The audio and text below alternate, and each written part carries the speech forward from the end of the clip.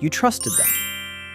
Not because you were weak, not because you were naive, because you were human, and your brain was running a program it has run for 200,000 years. The program is called Trust First.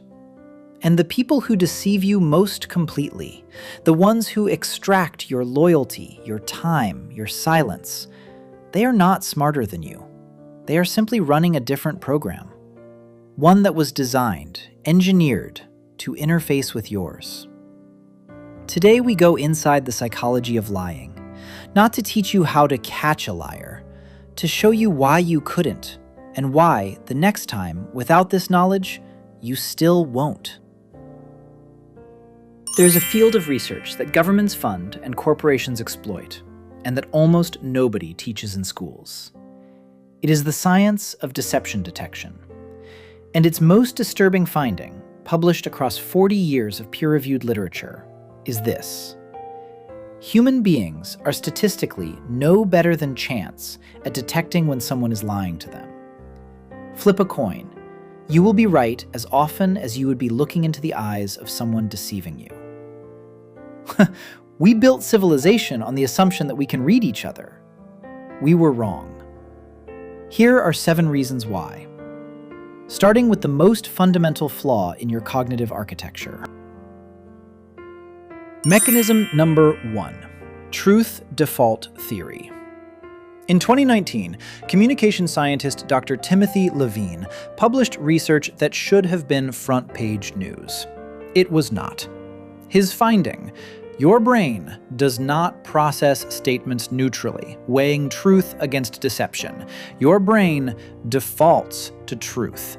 It assumes honesty as the baseline state and only searches for deception when given explicit reason to do so. This is not a bug. It is an evolutionary feature. For most of human history, within small tribal groups, deception was rare and costly. The baseline of trust was efficient. It worked. The problem is that the social environment has changed. The group size has expanded from 150 people you know intimately to 8 billion strangers, and your brain has not received the update. Meet Daniel. Daniel ran a business with someone he'd known professionally for 3 years. Meetings, contracts, results, the relationship had a track record. When his partner began quietly diverting funds, Daniel's brain did not flag anomalies. It processed every conversation through the filter of established trust. By the time the evidence was undeniable, the damage was complete. Daniel wasn't blind. His brain was running truth default, and it ran it efficiently, exactly as designed. You are not a bad judge of character. You are running ancient software on a modern problem. Mechanism number 2, the confidence heuristic. Your brain uses confidence as a proxy for truth. This is not conscious. You do not think, this person seems certain, therefore they are probably honest. It happens below the threshold of deliberate reasoning, in the same neural circuitry that processes social status. The research is consistent across cultures and contexts. People rated as confident are consistently rated as more credible, more competent, and more trustworthy, regardless of whether their statements are accurate. Effective liars know this, not always consciously, but they have learned through iteration, through feedback, through the social reward of being believed, that hesitation triggers suspicion. Certainty disarms it. The liar who looks you directly in the eyes and speaks without flinching is not brave. They are calibrated. And your brain, reading that calibration, files it under trustworthy. Mechanism number 3. This is the one that breaks people. Not because it is the most technical, because it is the most intimate. Emotional flooding. Here is the neuroscience.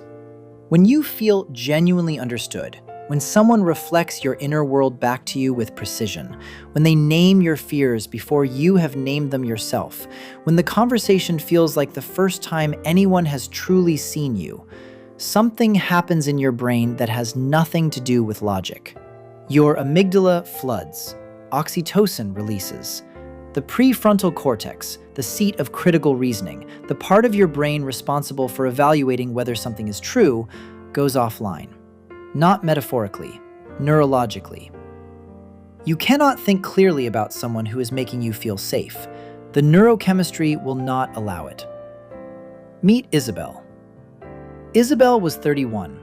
She had been in 2 relationships that ended in the same way, feeling invisible, unheard, like her inner world was too complicated for anyone to hold. Then she met someone who seemed to hold all of it. He remembered specifics she had mentioned once, weeks earlier. He asked questions that went deeper than anyone had asked before.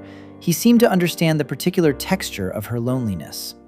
She described it to her sister as, finally. What Isabel did not know, what she could not have known from inside the flood, was that he had been doing this for years, that the questions were a protocol, that the memory was strategic, that the understanding was a mirror, reflecting her back to herself with enough accuracy to bypass her judgment entirely. They knew exactly what you needed. Mechanism number 4, the halo effect. Psychologist Edward Thorndike documented this in 1920. It has been replicated hundreds of times since, and it is still running undetected in your cognitive architecture. The halo effect. One positive attribute causes your brain to assign unverified positive attributes across the board. They are attractive, therefore trustworthy. They are successful, therefore honest. They told you one true thing, therefore everything else they tell you is probably true. Meet Nathan. Nathan was the kind of person who demonstrated competence visibly and often. When he told people things they could verify, sports scores, stock prices, historical facts, he was reliably right. His brain was calibrated to be accurate in domains that were checkable.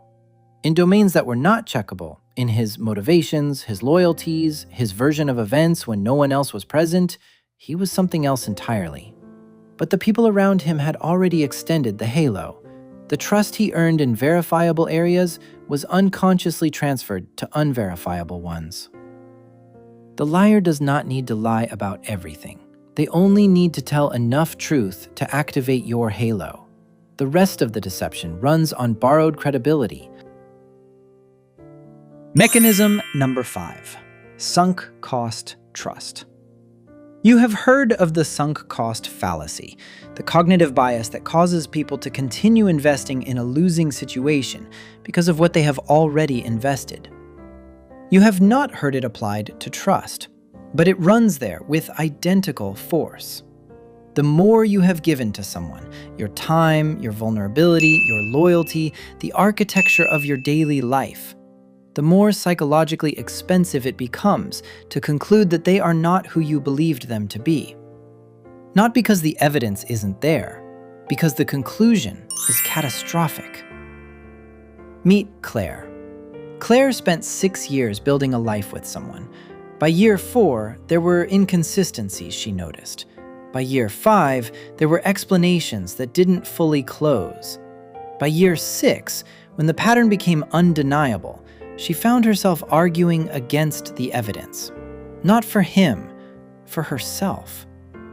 Because if he was not who she believed him to be, then 6 years of her life had been navigated under a false map, and her brain would not allow that conclusion until it absolutely had to.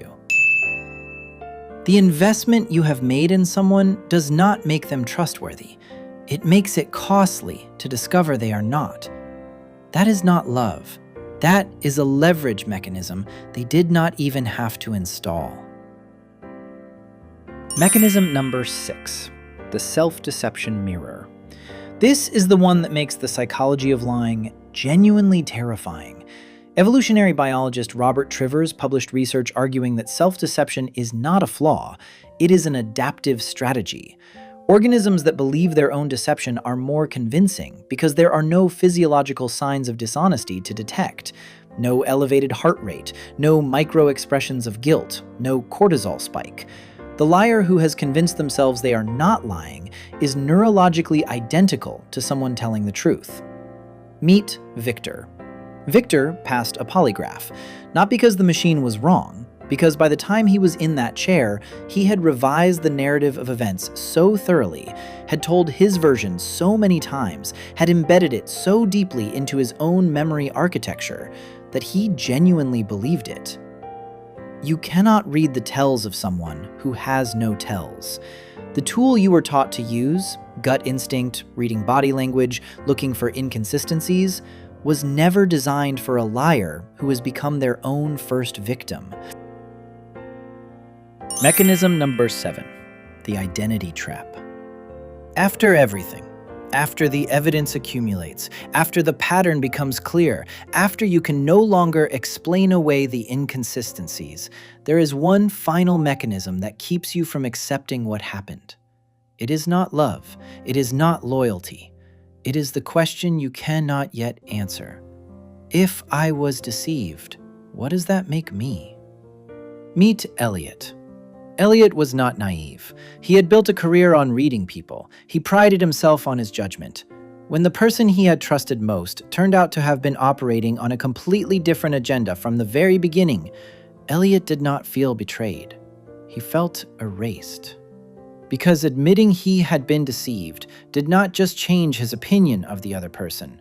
It required him to dismantle the version of himself that would have caught this sooner, the version that was perceptive, the version that was not someone this could happen to. The final defense mechanism of the deception is not in the liar, it is in you. Your identity will resist the truth of what happened to protect the coherence of who you believe yourself to be.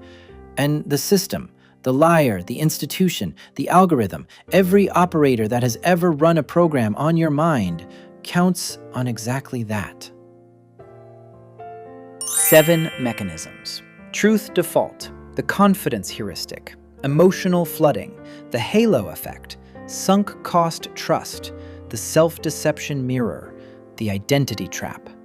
None of them are moral failures. Every single one is an evolutionary feature, a neurological shortcut, a cognitive architecture that was built for a world that no longer exists, running inside you right now in a world it was not designed for. The people who operated on you were not necessarily more intelligent. They were simply, consciously or not, interfacing with systems that were never designed to detect them. But here is what changes from this moment. You now have names for the mechanisms, and a named mechanism is a visible mechanism. A visible mechanism is a vulnerable mechanism. You cannot uninstall the software, but you can learn to see when it is running. Trust is not the enemy. Blind trust, trust without awareness of these systems, is the open port they walk through every time. The question is not whether you should trust again. The question is, are you ready to trust with your eyes open?